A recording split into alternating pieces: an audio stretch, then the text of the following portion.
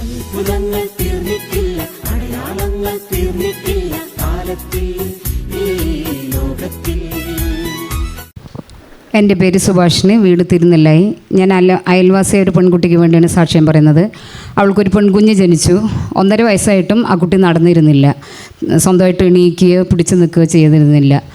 1 വർഷത്തോളം ഇവിടെ ട്രീറ്റ്മെൻറ്റ് ചെയ്തു. അപ്പോൾ ഓരോ പ്രാവശ്യം ഹോസ്പിറ്റലിൽ പോകുമ്പോഴും ഞാൻ അവളോട് പറയും, ഇങ്ങനെ പ്രാർത്ഥനയ്ക്ക് ബുധനാഴ്ച ഈ ശുശ്രൂഷയിൽ പങ്കെടുക്കുക, അച്ഛനെ കണ്ട് പ്രാർത്ഥിക്കുകയെന്ന് പറഞ്ഞു. പക്ഷെ അവൾ കൂട്ടാക്കിയില്ല.